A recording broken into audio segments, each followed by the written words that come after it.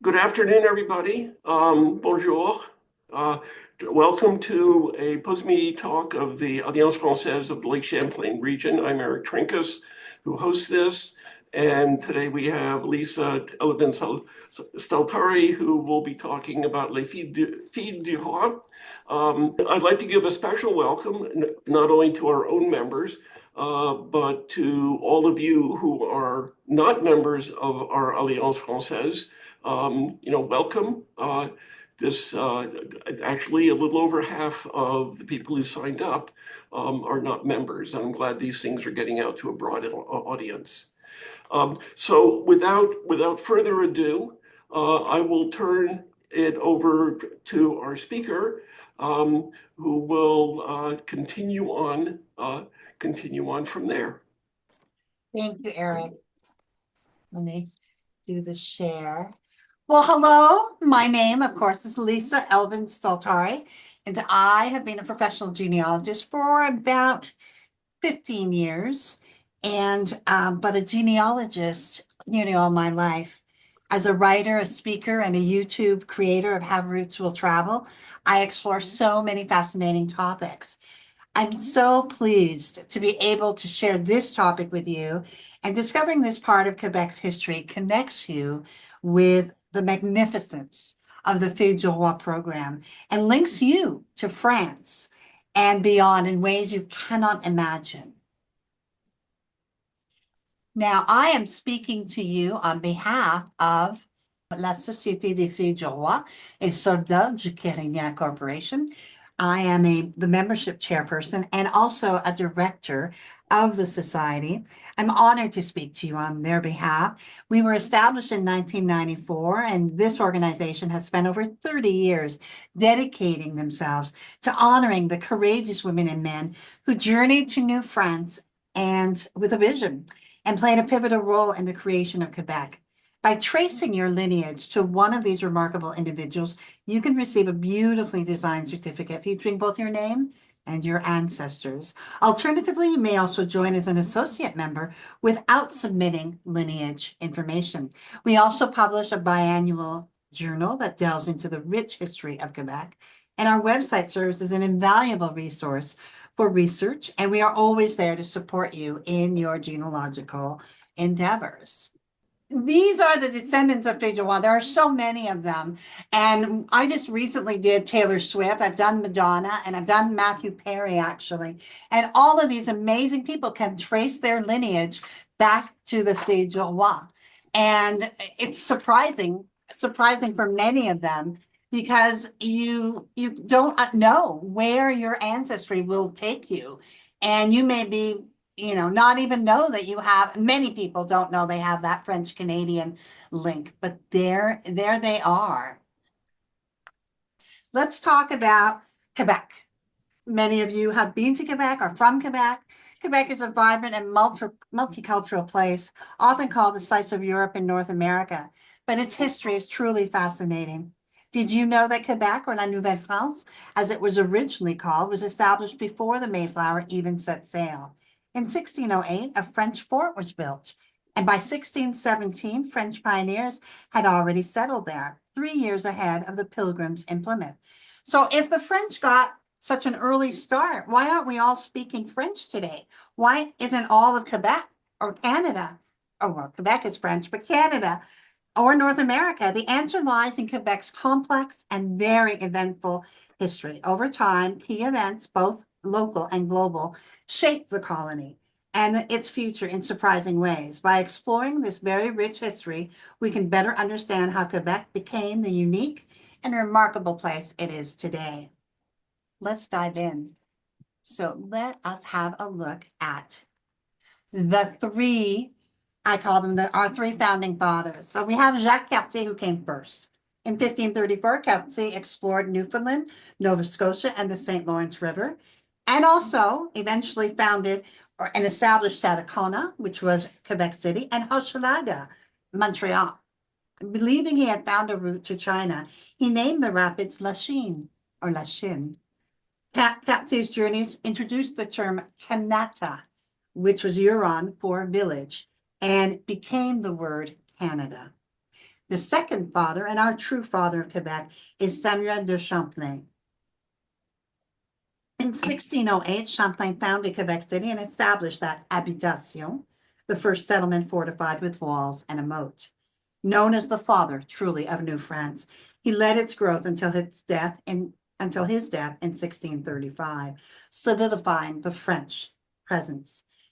And then finally, we have Dr. Louis Hébert. In 1617, Hébert and his family became the first private settlers, starting the agriculture in New France. And despite slow growth, his efforts marked the beginning of a lasting colony.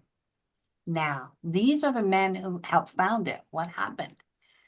Well, a lot of people don't know that New France fell to the British in 1629.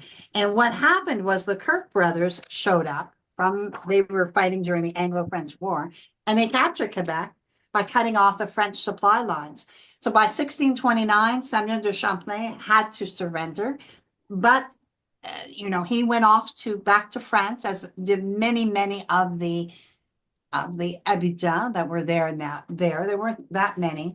The only people that stayed there was the Hébert family and another family called the Couillards. So if you can lay claim to those two families, you really have been there from the beginning. Now, eventually, over 3 years later, only 3 years, but it was a significant 3 years, in 1632, France regained control and Champlain showed back up. And by 1634, they were ready to take back their colony. Now, this is one of the reasons, like in all things, when you are on a mission and then all of a sudden, you're stopped in your tracks as they were, you lose your momentum. Not that they had that much of a momentum, but certainly that was a big deal as well. And so they had to kind of restart the wheel. Now, New France is restored by 1634, and the French expanded into new regions. They expanded first into a place called Trois-Rivières, Three Rivers as we know it in English. It's a vital settlement, and it was named for the three outlets of the St. Maurice River, and that's why it's called Trois-Rivières. It became a hub for the fur trade and a site for key events like the Battle of Three Rivers. Some of you might be surprised to know that your ancestors fought on the side of Les Américains, and you qualify for membership in the Daughters of the American Revolution or Sons of the American Revolution. So I just did an application for someone, French Canadian, who can lay claim to that. And Montreal, well, obviously many of you, I did not know. I was born and bred in Drummondville, Quebec, and I just thought of Montreal. It had all kinds of, as a kid, I didn't realize it was an island, and because it was so well, you didn't have to take a boat to get there. There were so many bridges, and it is a bustling city today. But in 1651, it was really called a fool's dream by people in Trois-Rivières and Quebec City. It was dying.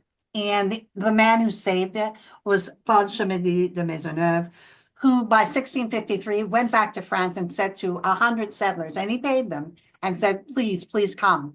And that was the beginning, truly the beginning of Montreal becoming what it is today. And it eventually thrived exactly because of the fact that it was an island. Originally, the fact that it was an island meant that it was subject to many attacks and you could attack it on any front. But eventually, when they calmed this down, they were able to truly get into the thing that it became known for, which was trade. And there's another island city as well called New York City that also had the same kind of pattern. Now, there was something called Les Filles à Marier, the marriageable girls. And between 1634 and 1662, a very small group of women, eventually about 262 of them in all, over 28 years, made their way to New France. This was not a government program. This was just a collection of different women who were paid by the parishes or probably brought across by groups in New France. But remember, they did not receive any real money. They could not be already married. They were women who came for the purpose of getting married, les filles à marier.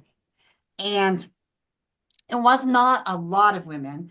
Obviously, over 28 years, that adds up to about 10 on average a year. So obviously the population of New France was not growing fast enough to be self-sustaining. So they had to come up with a plan. So in the recruiting plan, we have the fact that the recruiters would come and they would travel to cities and ports and find the candidates for the Filles du Roi program. Women had to usually provide some sort of birth record or baptismal record and a recommendation from the parish priest confirming they were free to marry.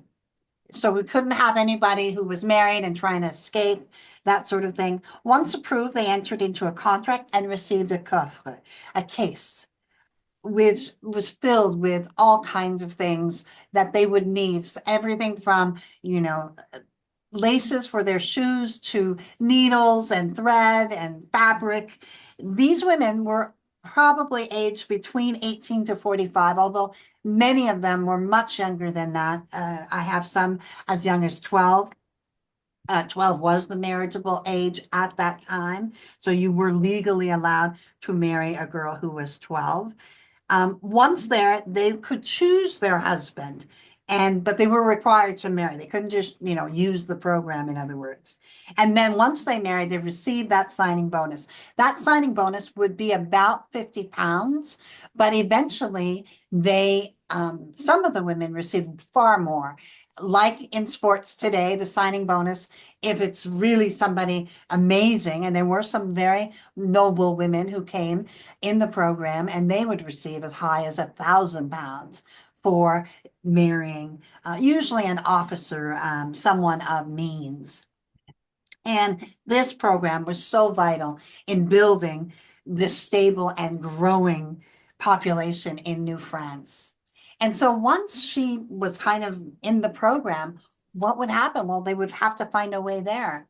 Now, there we go, between 1663 and 1673, 13 ships carrying the Filles du Roi set sail for New France, departing from key French ports like La Rochelle and Dieppe and Le Havre. These voyages marked the beginning of a very transformative chapter in the colony's history. And these women brought hope and the promise of a growing self-sustaining population. Now, you can imagine these were 13 ships, but some of these ships had 130 women. Picture it, 130 women descending on the port at Quebec City, for example. And, the men waiting, they knew the ship was coming, and they knew the lives, were forever changed by the fact that they could marry one of these women. So as I said, it began in 1663, it ended in 1673, so 10 years. The very first ships had I think the first ship only had 14, but gradually it grew to 75, 100. That peak period between 1668 and 1671 is when you would have ships of well over 100 females coming to New France for the purpose of finding a mate. Now, the Filles du Roi, when they arrived, they would first arrive at Quebec City, where they were distributed among the colony. Now, 560 of them stayed in Quebec, 133 went to Montreal, and 75 to Trois-Rivières. And while awaiting marriage, they lived in dormitory-style houses under the supervision of female chaperones, where they learned practical skills for their future roles as wives and homemakers. In Quebec City, the Filles du Roi were guided by Mother Marie of the Incarnation, now Sainte Marie, and who was a key figure in the Ursuline convents. In Montreal, they were under the care of Marguerite Bourgeois, who was the founder of the Congregation de Notre-Dame, and they would stay at her farm, Maison Saint-Gabriel. And this was a farm that was managed by the Congregation. And actually, those of you who know, you may know that Maison Saint-Gabriel is now a museum, which I recently finally got to, and it was amazing. And it's a wonderful place to visit if you're ever in Montreal. Now, let's have a look at the most important thing, which is the grooms. Okay. Now, the grooms, there are 3 types of grooms that would show up in these rooms. There were, at the beginning, the engagés. The engagés of New France were an essential labor force in the 17th and 18th century, shaping the colony's growth. These men signed 3-year contracts to work in New France, and often under very tough conditions. Their roles varied widely, including clearing and cultivating land. They supported the fur trade. They performed domestic labor. They were skilled tradesmen. Many of them were carpenters. And they would come to New France and they would sign usually a 3-year, sometimes a 5-year contract. And they would, at the end of their contract, either decide to stay or return to France. Most of them, many of them, decided to stay and were given money enough to buy land or granted land, and they sort of, they either married a local girl if there were some, or they waited patiently for Les Filles du Roi. Now, the second one is the colonial soldiers. These were the prestigious soldiers who arrived in 1665, and they were sent there by King Louis XIV to kind of help the colony protect it from the Iroquois raids. And this was a force of about 1,200 soldiers. And they were the very first French military deployed in this area. Finally, France was taking care of Quebec. And they would build key forts that protected the colony, like Fort Chambly. And they conducted extremely successful campaigns that finally secured a peace treaty in 1667. When the regiment disbanded in 1668, obviously they wanted those soldiers to stay. About 400 of them did indeed stay and get married, many of them to Les Filles du Roi. And they formed families that became the foundation of French Canada and the ancestry. And the colonial soldiers were different, and they tended to marry women of more noble means or higher amounts of money. Not always, but many, many times. And finally, we have a group called the Canadiens. And these are the first generation of French Canadians who were the sons of those original pioneers, because we're talking about 1665 by now, 1663. Remember that Quebec and Trois-Rivières had been around since at least in 1634. So there was a first generation of Canadiens. And these were men who were extraordinarily skilled at living in New France. They were probably out of the 3 of them, they were the ones who knew best how to speak to the Iroquois, how to tend the land, how to do this, how to do that. So they were looking for another kind of women. So it's important to know, and as you go through your history and your ancestry, it's important to know which type of groom did your Fille du Roi select. Now, let's talk about that selection. So we were making a match. And how did the meetings take place? Well, the meetings between the Fille du Roi and the prospective grooms in New France were practical and efficient. Often held in public spaces like the governor's residence or parish halls, with chaperones ensuring propriety. The goal was very simple: to form marriages that would stabilize the colony and grow its population. Now you can imagine, it was very important. These men had not seen women, many women for a long time. To be exposed to this many women, they are needed to be very strong, practical, chaperoning and structure to this. And men at that time were seeking women capable of enduring frontier life, while the women really were looking for men who had stability, who had land, who had a house built. This was a major deal. And if they didn't have a house, they weren't obviously as attractive to them. And they weren't really focused on, chemistry and that sort of thing. It really was a business arrangement, although many of these business arrangements grew into tremendous love matches. So once they were married, where did they settle?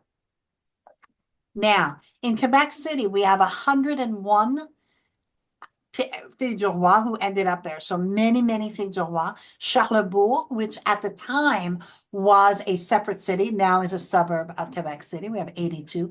Neuville has 48. Now, Neuville is a small little community, about 20 minutes, 25 minutes out of Quebec City. I stayed there last summer, or 2 summers ago. It was amazing, beautiful beautiful spot. And Montreal had 46. And then throughout the New France, we have Ile d'Orléans, Trois-Rivières, Betska. Many of my relatives come from that area. Sainte-Anne-de-la-Parade, Saint-Augustin de Demarre. Very small place, but yet they had 13, for example, Filles du Roi who stayed there and made their lives. Pointe-aux-Trembles, Grondet, and Cap de la Madeleine. So, I mean, and there was many others as well. But again, this is one of those things where knowing that your settlers were at these areas gives you a clue that you might have a Fille du Roi in your ancestry. Now let's talk about that baby boom. The baby boom that happened. Let's talk about the top. I always like to do this because this gives you an idea of the top names.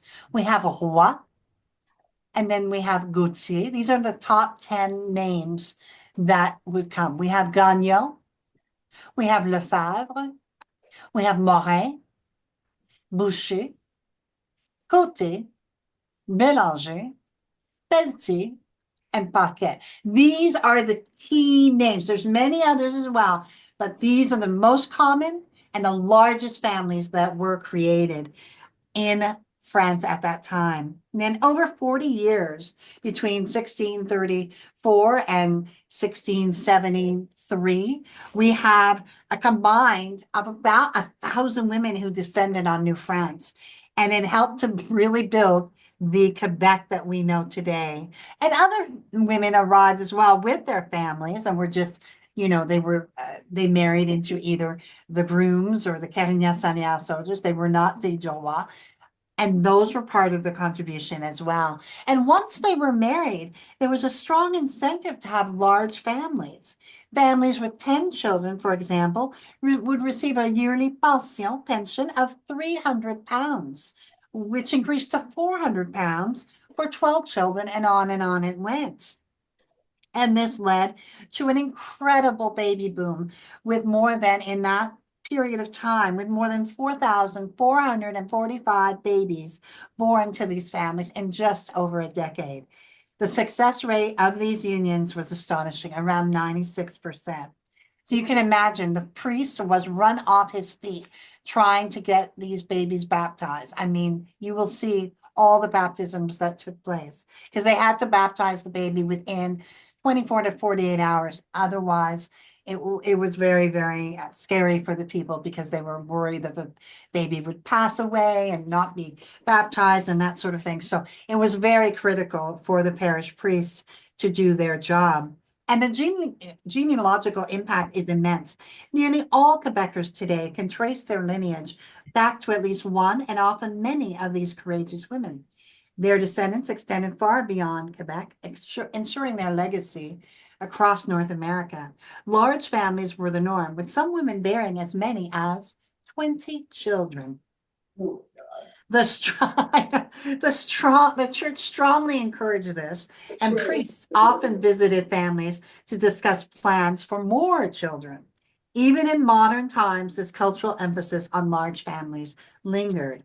I recall the conversation in the late 1990s with a woman who I worked with, and I casually asked her, well, how many brothers and sisters you have? And she just as casually said, I have 21.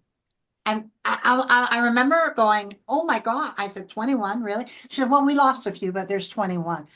Okay. Now, my own mother, a French Canadian who married an English Canadian, would often speak of her relief at not having to follow this tradition. She would tell me, I knew if I married an Englishman, I would not have to have 8 or 9 children. And I'll never forget when I was a child, around the 1970, and a priest came to our house. My mother sent my brother and I away to our rooms. Afterwards, I asked her, why was he here? He wanted to know if I planned to have more children, she said. When I asked her, what did you tell him? She replied with defiance, I told him no, and there was nothing he could do about it.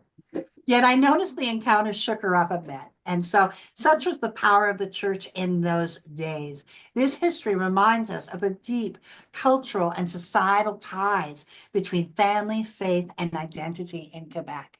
Now, in order to find your fille du roi, there has to be a little bit of digging sometimes. If you're not born and bred in Quebec, how do you find them? Let me show you a case study here. Case study number 1. It was proving a family myth or a question. You can see the name of this lady was, the client said, Aurame Loringer. Now, as a half French Canadian, I said to myself, that's not Loringer, that's Loranger. But again, I said, okay. And she said to me, the client, I believe my great grandmother was French, from France. I'm like, okay, I'll take that on. Again, I had my doubts. So the first thing we did, we looked at the 1940 census. I knew that Aura was married to a man named Freeman, and that she had a son named Chester, who was my client's grandfather. There was no Chester in the 1940 census. I'm determining, I want to make sure that I've got the right family. In the 1930 census, I see Aurame and I see finally Chester. Now, I want you to just turn your attention to the, just go toward on Aurame, go toward the right and look at, it says she's born in California. The next 2 columns are columns that indicate her father and mother. So both her father and mother were born in California. So I have to find Aurame. Now, I have to find, where's the French connection there? Now, in the 1920 census, it gets really kind of murky. She still says her parents are from California, and the same thing in the 1910. But you'll notice that in the 1910 census, we have M11. That's first marriage, and they've been married about a year. So I now need to find Aura and Freeman's marriage record to see if perhaps it tells me who her parents are. Well, I found the marriage certificate, or MA. I did not, it doesn't tell me anything other than the date. So the date was July 8th, July 16th, 1908. So with that information, I was able to find a newspaper article. In the newspaper article, it says here on the second column, Miss Loringer is the oldest daughter of B. Loringer of Madison. So I now know her father's name is something B, and they're in Madison, obviously in Yolo County. And so let's have a look at this, at B. Loringer, if I can find him. Well, I did. In the 1900 census, we have B. Loringer, we have Margaret, Beaumont, and Aura. So I know I'm dealing with the right family. Let's go up to the top and look at Beaumont Loringer. We have California. She's born in California, or he's born in California, which is what we knew. But his father is born in Michigan, and his mother is born in Canada. Let's have a look and see. Now I'm looking for Beaumont Loringer, and I'm looking, and he's born in August of 1862. You can see that where it says August 62. So let's have a look at the next census. Now, those of you who are genealogists know that unfortunately we do not have the 1890 census. Why? Because the 1890 census was burned in a fire. So all that information is forever lost. So we've lost a generation. So we have to go back to 1880. So in the 1880 census, I did find a Beaumont, and I did find a man named IR. So I wasn't sure what that meant. So let's have then I said, well, let me see if there's an obituary. And sure enough, there was an obituary confirmed that this was the man, Beaumont, and that his brother was named Francis R. So I knew then that we were looking in the right direction. And his father's name in the 1870 census was Isidore Loringer, and he was born in Michigan. So now I'm looking for Isidore R. Loringer, or Loringer. And here I found, it makes it look easy, but it took a long time. So I did find the obituary, Isidore Regis Loringer, and it tells me so much. This is a great obituary. And it tells me that he was a native of Monroe County, Michigan. And it also confirms, and this is one thing about genealogy, because there's so many names, and you begin to go, is this the right? And here I found, it makes it look easy, but it took it took a long time. So I did find the obituary, Isidore Regis Loranger, and it tells me so much. This is a great obituary, and it tells me that he was a native of Monroe County, Michigan. And it also confirms, and this is one thing about genealogy, because there's so many names, and you begin to go, is this the right person? So you have to make sure you're barking up the right tree. And so two sons at the very bottom, you'll see FR and Beaumont. So I know that this is the man. So I now know that I have to find the Loranger family in Monroe County, Michigan. All right, let's have a look. So where do I start? Well, I started by looking for death certificates or death records, and I've got lucky again. And you do get lucky in genealogy every now and then. And I have a Joseph Loranger, Esquire, one of the early pioneers of the Western County, age 79. Okay, it could be him. His remains will be taken to Monroe. Where did I hear that? Monroe was where Isidore was from. Again, that could be anybody. It could be his uncle. It could be anybody. I found the last will and testament for Joseph Loranger. And thank goodness it named all his kids. And in there, we have Isidore R. Loranger residing in California. So I know it's him. Again, this is one of those, yay. And Rosalie, it says Rosalie is his wife. So I now know that the parents of Isidore are Rosalie and Joseph. So let's have a look if I can find them.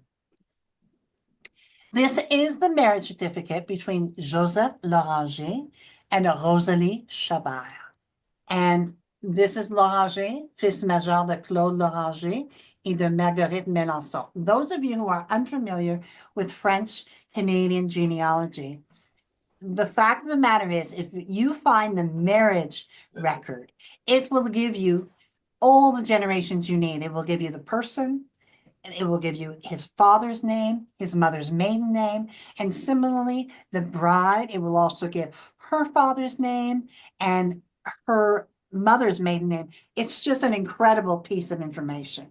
So it's really, really amazing. So now I know that Joseph, born in Michigan, is the son of Claude Loranger and Marguerite Melançon. So let's have a look and see if we can find Joseph and Claude and Marguerite in any kind of baptismal.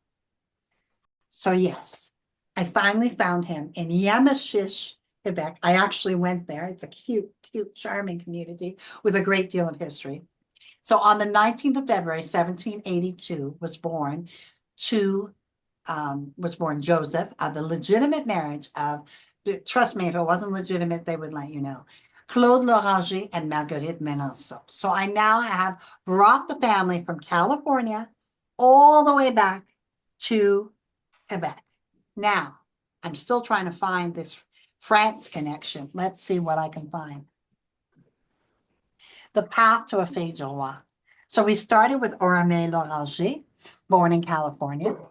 We went to Beaumont, who was also born in California. We go to his father, Isidore Regis Loranger, Michigan to California. We do Joseph Loranger, Quebec to Michigan. Claude Rivard Loranger was born in Quebec. Joseph Rivard de Loranger. I also want to point out that D name. A lot of people ask me, what is the D? And the D, of course, is also known as. That's what it means. And so originally, Loranger was not their main name. Rivard was. So you may have some confusion when you're looking. Look to see if there's a D name, if they took that D name. Because if you were trying to find Loranger in Quebec, you would not find them. It just, they created it themselves. And there's a whole story behind that, but that is their D name. Then we come to Joseph Rivard de Loranger's mother, Marie-Catherine Roy, the path to a Fille du Roi. So we started with Aurame Loranger, born in California. We went to Beaumont, who was also born in California. We go to his father, Isidore Regis Loranger, Michigan to California. We do Joseph Loranger, Quebec to Michigan. Claude Rivard Loranger was born in Quebec. Joseph Rivard de Loranger. I also want to point out that D name. A lot of people ask me, what is the D? And the D, of course, is also known as. That's what it means. And so originally, Loranger was not their main name. Rivard was. So you may have some confusion when you're looking. Look to see if there's a D name, if they took that D name. Because if you were trying to find Loranger in Quebec, you would not find them. It just, they created it themselves. And there's a whole story behind that, but that is their D name. Then we come to Joseph Rivard de Loranger's mother, Marie-Catherine Roy, and Françoise Aubé. She was the Fille du Roi who came from France. So that's the French connection. And she married a man named Michel Roy. And eventually the Rois merged into the Rivards and the Lorangers. And so that's the French connection that you're looking for. And it really does take a little bit of detective work to find, but sometimes it's easier. That was a more challenging one. Now, let me show you Illinois to Quebec. Now, in this example, I have a gal whose third great grandfather's name was a man named Stephen. And what I could not figure out is, let me show you his name was Stephen Boyer. And it said it was from Canada, that I knew, and his wife's name was Aurelia, or Emilia, I wasn't sure. Now, I knew Boyer was French, but at that time in my research, I didn't know, I knew that Stephen, being French Canadian, I knew that Stephen, during that period, was not a name that they would have used. And so eventually I did discover, and many of you, I'm sure, are shaking your head and going, no, it's Etienne. Stephen is the English translation of the name Etienne. Once I knew that, it was super easy to some degree. I found the marriage record in Quebec for Etienne Boyer and Aurélie Bourduc, and that led me to finding the rest of the story. Let me show you. We have Laura Boyer, who's from Illinois to Iowa, Etienne Stephen Boyer, born in Quebec, Louis-Antoine Boyer, Jean-Baptiste Boyer, Pierre-Antoine Boyer, pretty easy sometimes, Marie-Françoise Sénécal, Quebec, Pierre Sénécal, and Catherine Dessein, who came from France and was a Fille du Roi. So that's how you kind of map it out in terms of trying to find your fate. You go generation to generation to generation. Now, when we are looking at this is the final case study. It's one of my favorites, and I use it constantly because it just embodies so much of America. I use it for different things, not just Filles du Roi as well. And this was a family that was based out of Concordia, Kansas. Until I had studied Kansas, I didn't know how much French there was, but there really is a lot of French Canadians in Kansas because they were looking for land. Now, I knew this family personally, but they always talked about their name, and I never saw their name spelled out. So they would say to me, oh, we're Shortiers. Shortiers? Shortiers, okay. And so they said, oh, you want to, we think we're French Canadian. I said, I've never heard of a Shortier, French Canadian. And then finally they showed me how it's spelled, and I went, oh, Châtier. Oh, is that how it's said in French? Yes. So now I had to find the Châtier line, the Shortier line. And what I did was we started off in Concordia, Kansas, and we went all the way back to a place called Saint-Pierre de la Rivière du Sud. This was amazing.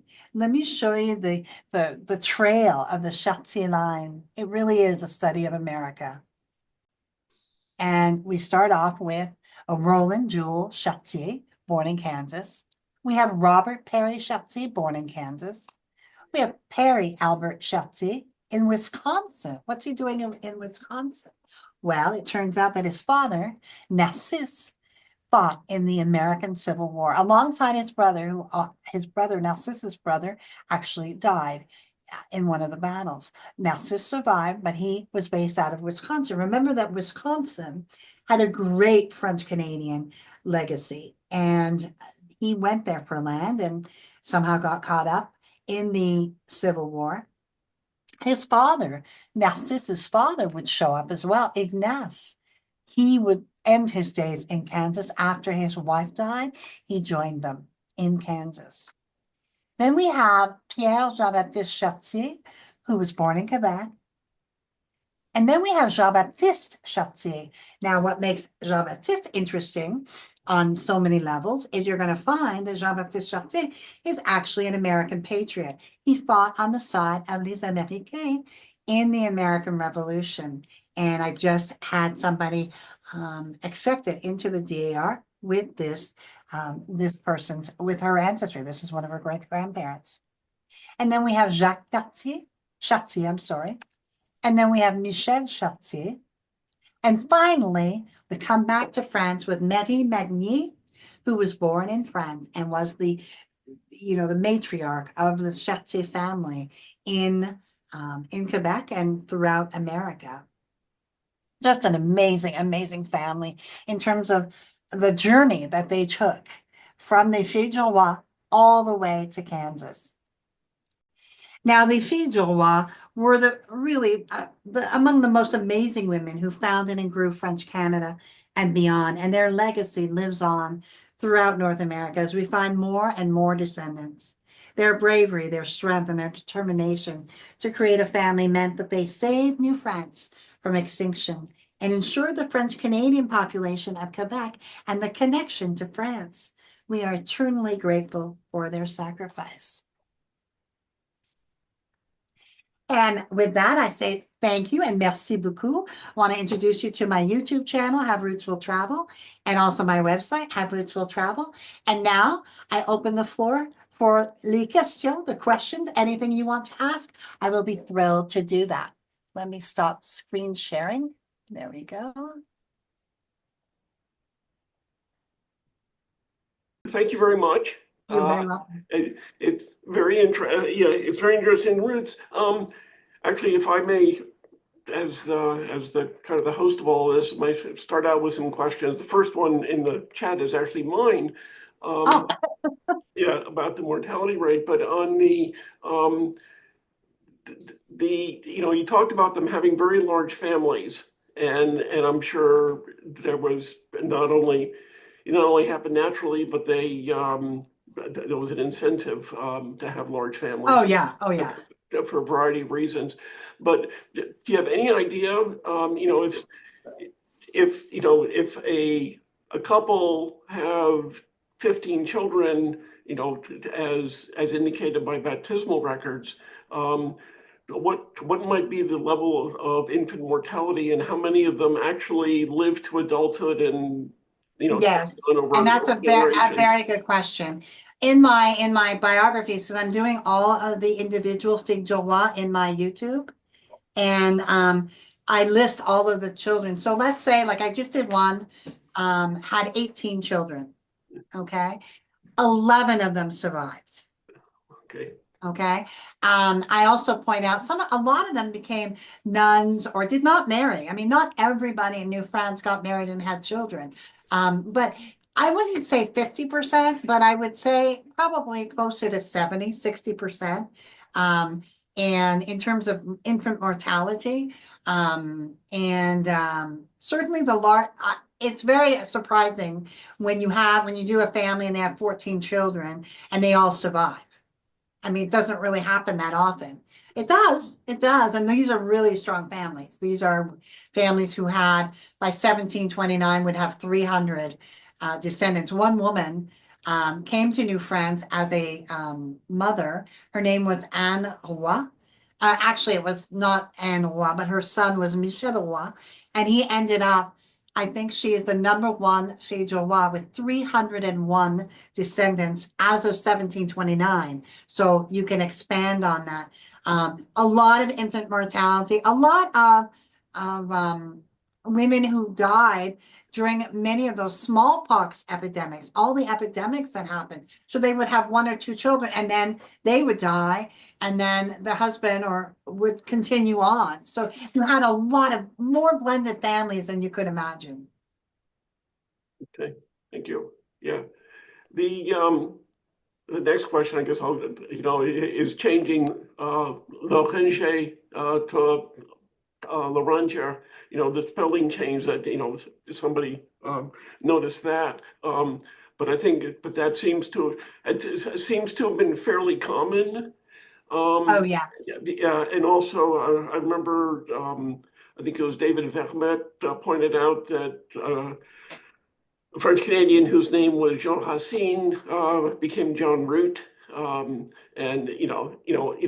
As they came across, yeah, yeah. yeah, a variety of those. Yes. So how does that all factor into to tracing these to And that's the one, we have lots and lots of records, but the one thing we don't always know, and it's important, those D names are very important to understand. Because, for example, in the Loranger, their name originally was Rivard. I'm actually related through the Rivard line, not the Loranger line. And the two brothers, one of the brothers said, I want to differentiate myself from my brother.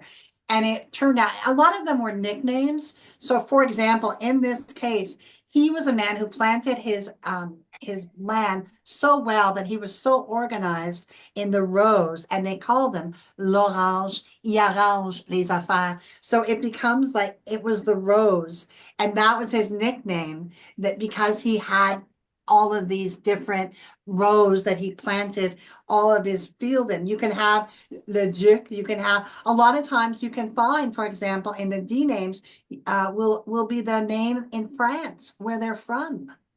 And that's important to know as well, because that will help you trace it back. And it's a game, sometimes it's a heck and pack, a heck and, or, a heck and peck or whatever it's called.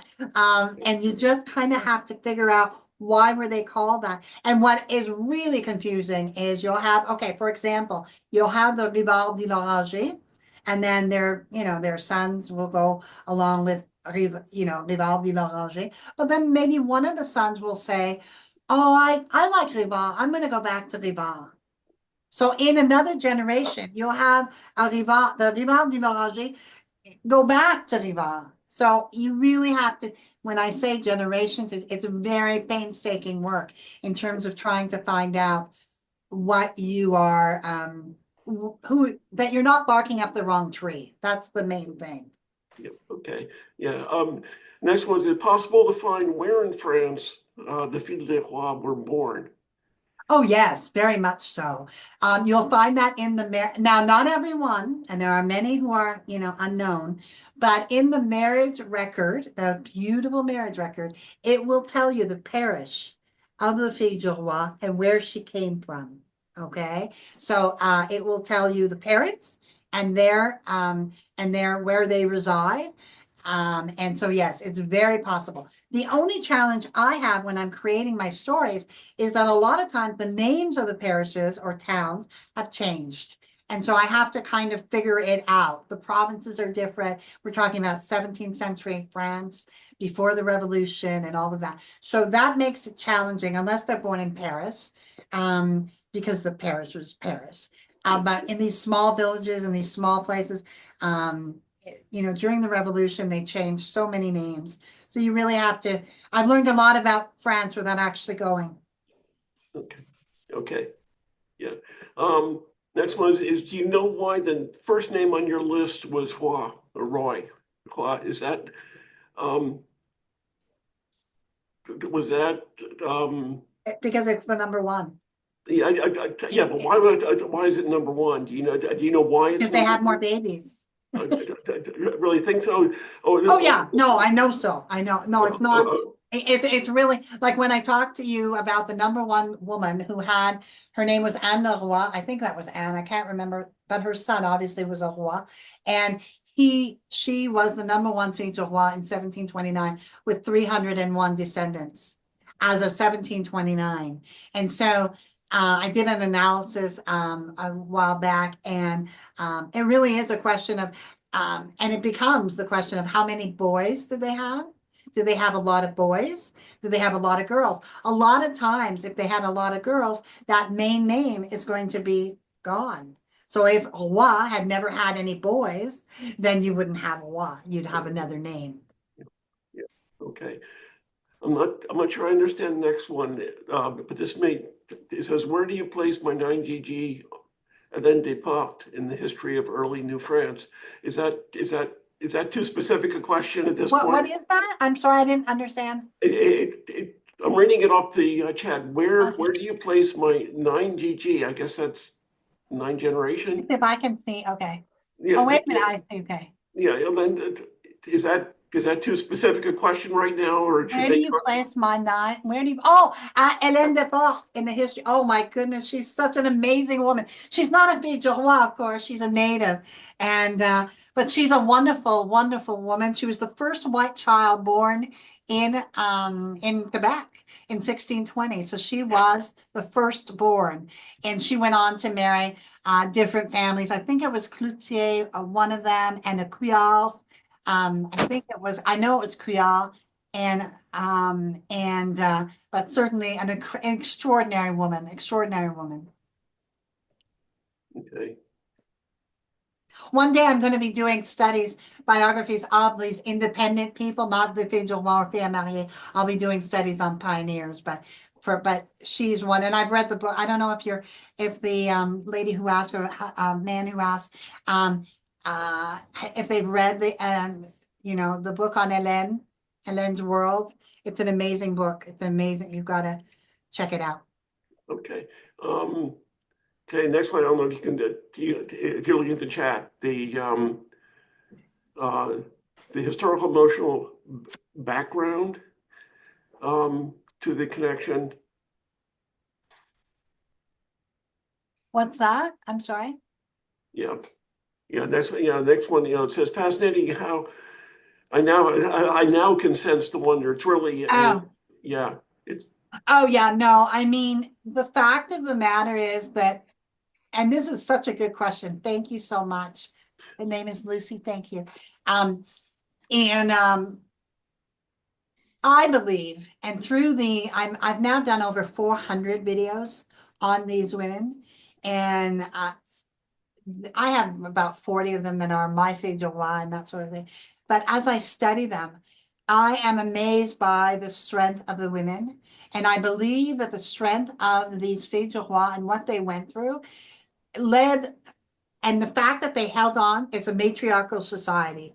And the fact that the women are so strong today, even in today, anybody who's been to Quebec knows that the women, I don't want to say rule the roost, but they certainly are extraordinarily strong. And I think it left a deep imprint, even though they were subjugated and they had to have all these babies and all of that, they figured out ways. And there are, separations and things that you'd be surprised at what these women did to survive. With men who were perhaps not as nice as we would have imagined. There were men, even though the Catholic Church did not permit divorce, they would figure out ways to get divorced, and in a manner of speaking, separation of les biens and that sort of thing. And I truly believe that it is an intensity that is kind of in your genes. So thank you. yeah. Okay. Oh, Tony, I have a question here. Tony, would you care to explain what you mean by hunt and peck? Oh, no, it's because I couldn't figure out, because I was trying to figure out the expression hunt and peck. Thank you, Anthony. Thank you so much. I was like, wow, what does it mean? My pleasure. Just very simple. Thank you. I drew a blank. It was one of those moments. So thank you, Anthony. Yeah. And the next question was interesting, I see on the screen, were orphans. Yeah. Yes, they were. And they Saint-Sulpice.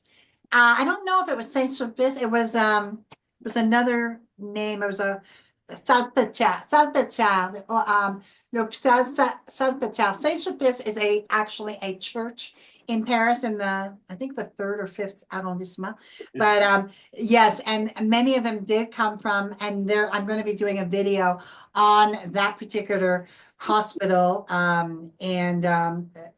Salpêtrière is what it is. And these women who were there actually petitioned against their treatment. So, again, our vision is of these women that were sort of victims. They weren't victims.